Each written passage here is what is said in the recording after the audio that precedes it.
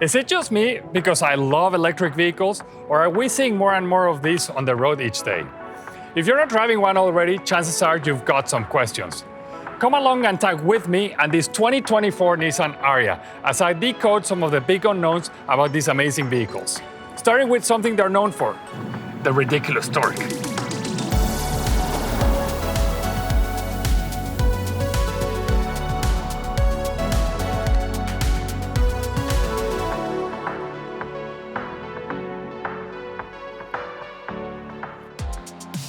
There's no question that EVs have come a long way since hitting the road 2 decades ago. Today, we're driving around in this beautiful 2024 Nissan Ariya. It's impressive how much advancement there has been. And Nissan is no stranger to the EV world. Take the Nissan Leaf, for example. That was the first mass-market EV to hit this world. Now fast forward to today, and the Ariya is sort of like an evolution of the Leaf. Back in the day, price was what everybody talked about with electric vehicles. But today, it's all about performance. Torque, quick acceleration, that's what's driving EVs today. Take this Ariya. It features a dual-motor E-Force all-wheel drive system that enhances driver confidence and stability, delivering a smoother, more comfortable, and confident drive. That's equivalent of having 2 gas-powered motors under the hood. The way the dual motor setup works is that you have a motor in the front axle and one in the rear axle, and so each motor is powering each axle. That's basically like having an all-wheel drive all the time. It also gives extra confidence in different weather scenarios, because the 2 motors of the E-Force adds enhanced capability by constantly adapting and transferring power to the wheels that need the most traction.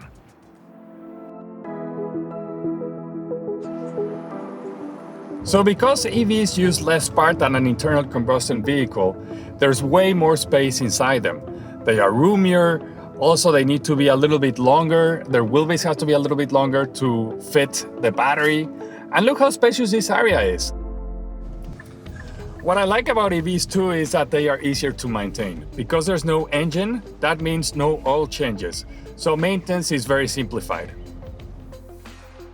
Almost daily, I see a new article about breakthrough advances in battery technology. We're just seeing a lot of improvements, so range anxiety is becoming a thing of the past.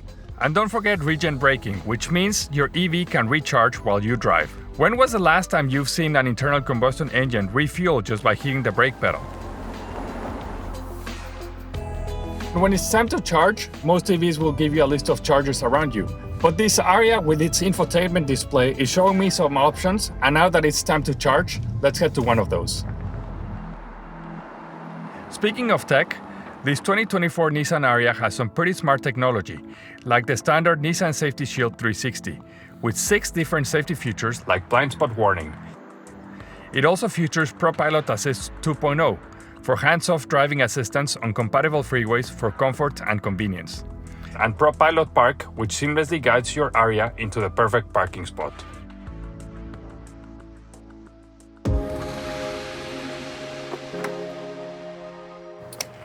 While the Ariya is charging, why don't we talk about the convenience?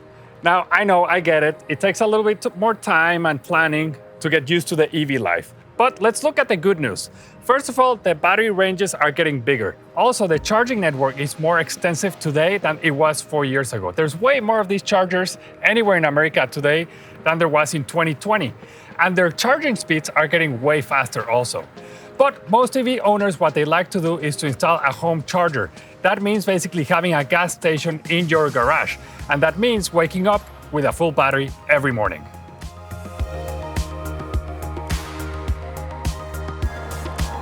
So I've been driving the Nissan Ariya for the past couple of days, and I have to say that I'm really impressed with how it handles, the amount of torque that it has, how spacious it is, and how quiet it is. I know that driving an EV takes a little bit more planning and more getting used to things around it, and yeah, it's kind of like a learning experience along the way. Once you get the hang of it, it's become second nature. So where to now?